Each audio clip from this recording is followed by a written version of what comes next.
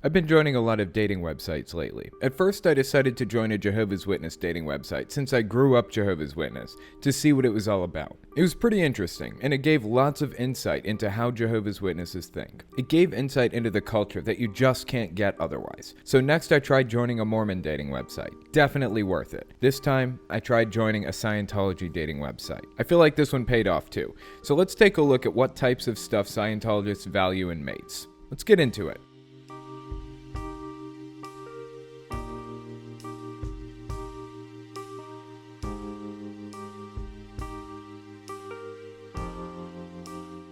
Now, at first glance, this website doesn't look terribly Scientology-ish, but I started filling out the sign-up page, and the red flags were unavoidable. I enter my girlfriend's name and set up an account, and the top question on the website was the first red flag. It says, "Please select the following with regard to the way to happiness." Option 1, I haven't read The Way to Happiness yet. Option 2, I have read The Way to Happiness or watched the videos and agree with it and support it. Of course, I had to say I've read it and agree with it. When you select option 2, it says, if you have read The Way to Happiness, let us know which precept you like the best and success you've had in applying it to yourself or others. Please write in English. So I went in search of The Way to Happiness and its precepts. There are 21 of them. Here they are, in order. Take care of yourself, be temperate, don't be promiscuous, love and help children, honor and help your parents, set a good example, seek to live with the truth, do not murder, don't do anything illegal, support a government designed and run for all the people, do not harm a person of goodwill, safeguard and improve your environment, do not steal, be worthy of trust, fulfill your obligations, be industrious, be competent, respect the religious beliefs of others, try not to do things to others that you would not like them to do to you, try to treat others as you would want to be treated, and flourish and prosper. So it's kind of like the 10 Commandments, except it's the 21 Commandments, and under each point is an explanation of the expectations. I picked Be Temperate because it was the first one that popped up when I searched for it, but under Be Temperate there are subcategories. Do not take harmful drugs and do not take alcohol to excess. Similar to Jehovah's Witnesses, except Scientologists consider harmful drugs to be certain types of medication prescribed by psychologists too, since they believe that the only correct psychology is the psychology you find in L. Ron Hubbard's writings. They have a serious problem with modern day psychology. Anyways,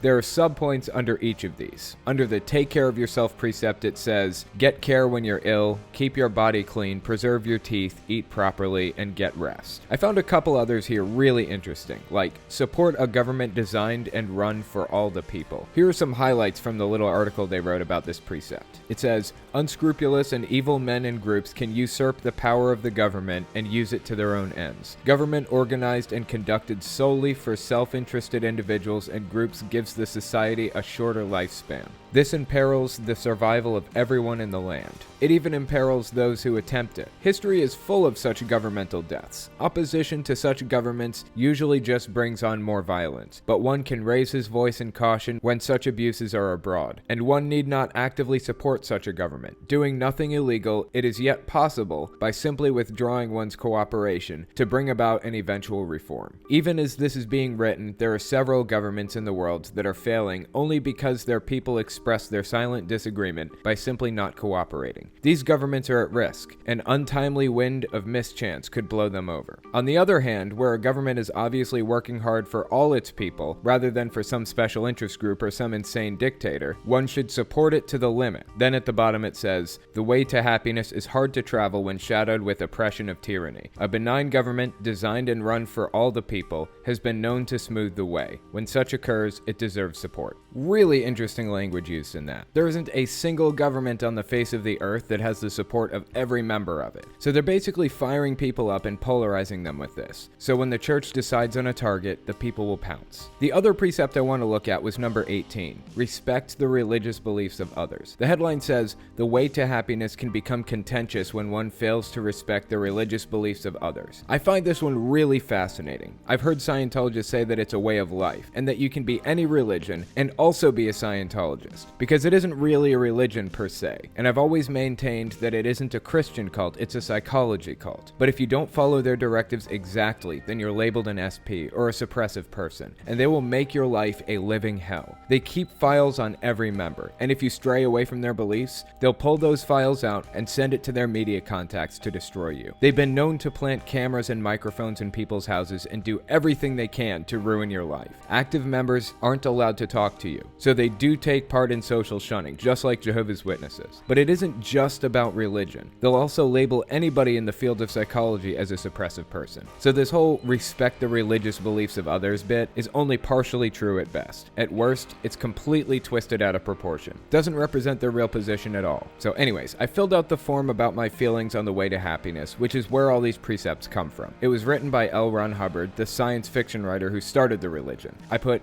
"Be temperate. I'm lucky that the way to happiness is in my life, to keep me going in a direction that's healthiest." I hit save and continue, and the next thing I know, this warning pops up. It says, "Do not use the following terms, trademarks, or expressions in your description. Please reword your description. The way to happiness." The term "the way to happiness" is trademarked. What the f***?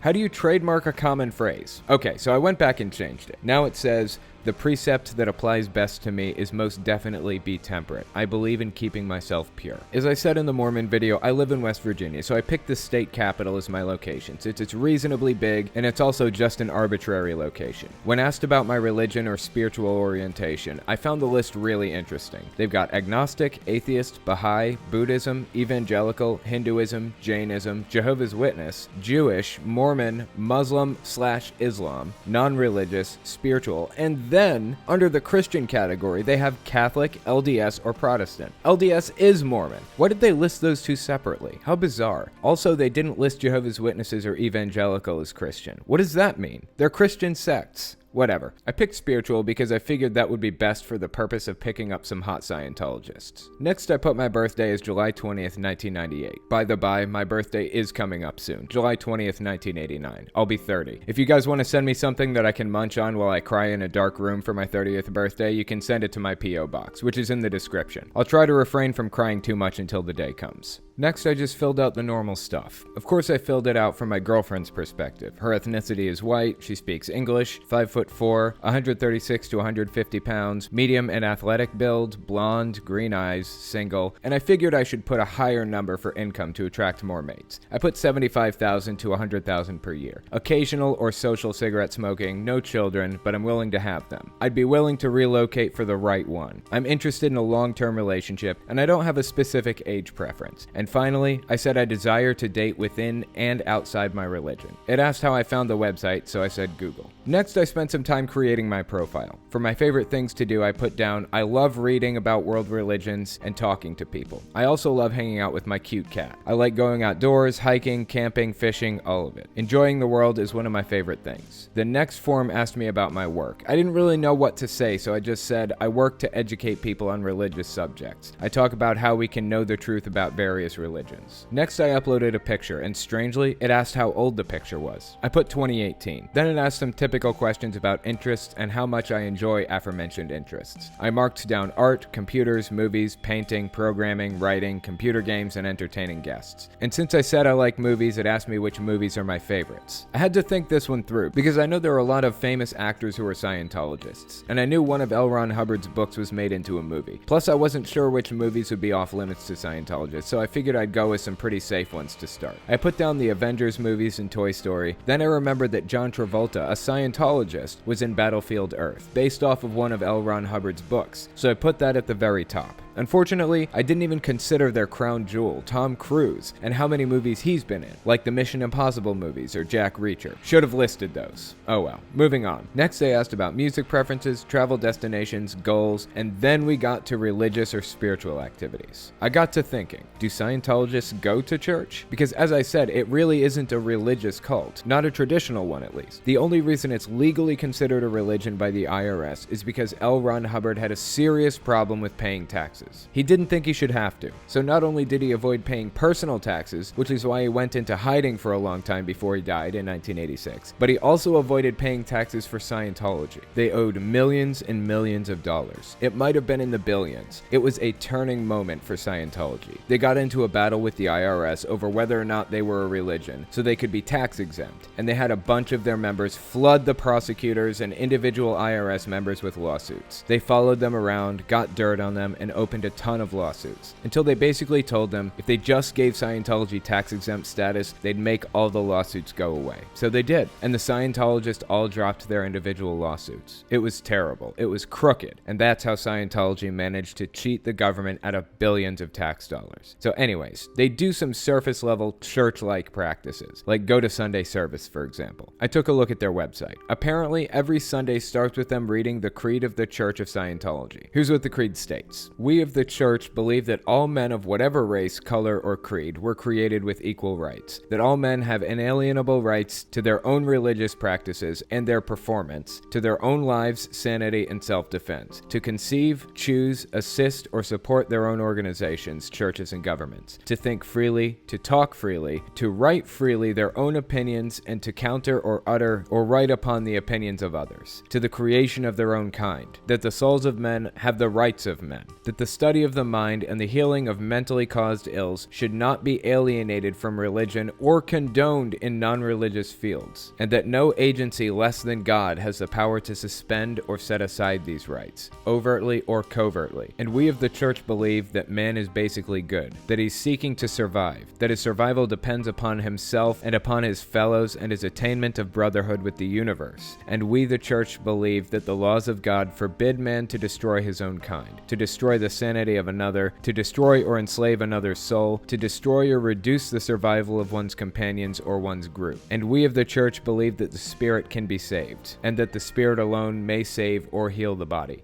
Lots to talk about in that. The whole creed sounds nice and flowery, and for the most part sounds like something just about anybody can get on board with. Honestly, it's kind of written like a state constitution. That's probably what he was going for at the time. But notice he says, we of the church believe that the study of the mind and the healing of mentally caused ills should not be alienated from religion or condoned in non-religious fields. That bit is relevant because they believe that all, or at least most, ailments are the result of mental problems. If you follow L. Ron Hubbard's instructions and pay all the money required to advance in Scientology, then all your mental problems will be worked out and you'll never get sick. That's the claim. Or at least that's what they used to claim. Then they discovered that people were still getting colds and stuff, so they kind of calmed down on the claim, but it's still doctrine. But that line is basically saying healing mental problems should be confined to religion, and of course they mean their religion, and should not be condoned in non-religious fields, like psychology. L. Ron Hubbard had a serious problem with psychology.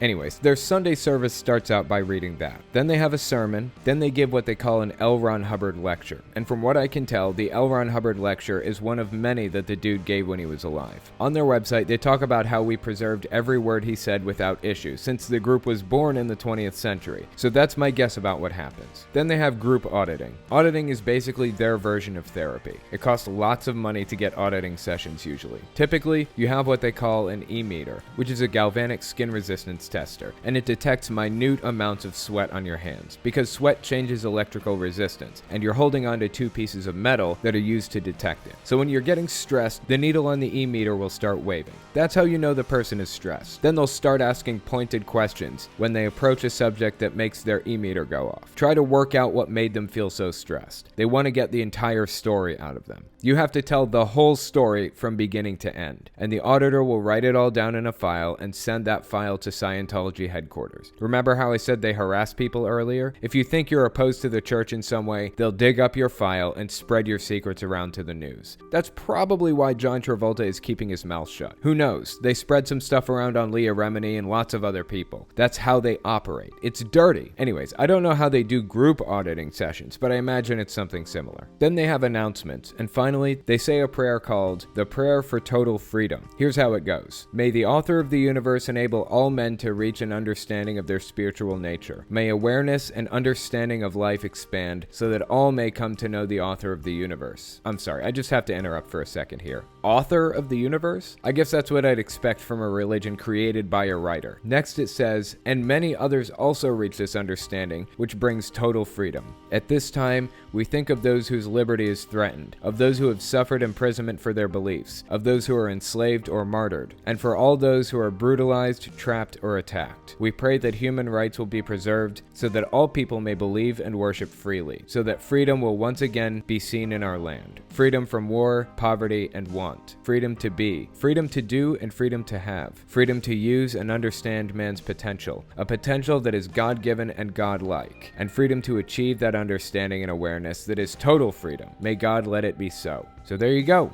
The prayer for total freedom. That's how they wrap up their Sunday services. Now back to the dating website. I filled out a couple more forms, and it let me search for hot Scientologist men. I looked through some people's profiles, but I only found a couple that were particularly interesting to me. This is the first one. I was looking through this and completely forgot about the Mission Impossible movies with Tom Cruise. I was trying to figure out what movies Scientologists would like. Of course, they'd like anything with him in it. This dude also likes The Mask, Shrek, Austin Powers, and superhero movies. Okay, so I did a good job listing the Avengers movies. That's something. I found the next profile to be extremely informative. Under the My Favorite Things to Do section, he says, I like SCN study and growing on the bridge. Not really sure what SCN is, but I get the distinct impression it has something to do with Scientology, because he mentions the bridge. And of course, the bridge is basically the Scientology ranking system. You pay a ton of money to move up the ranks one by one, and after about $100,000 in 3 to 4 years, you finally make it to the level of clear. But that's not where the bridge ends. Then you get into the OT levels. OT meaning operating Thetan. They have OT1 through OT15. Actually, there's no limit on how high of an OT you can become, but there's never been above an 8 as far as I know.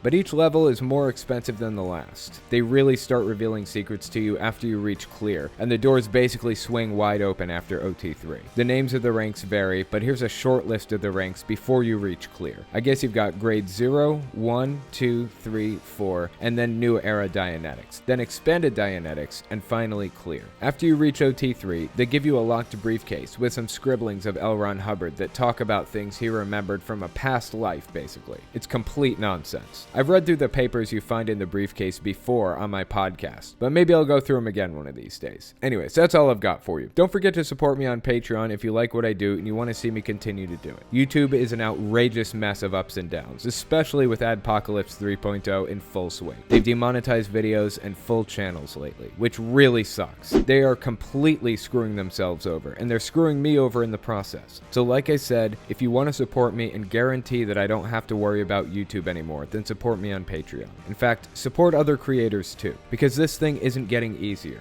Also check me out on Teespring. I have a bunch of cool shirts and stuff there. And finally, don't forget to check out my podcast, where I talk about all kinds of interesting stuff. Okay, thanks for watching, guys.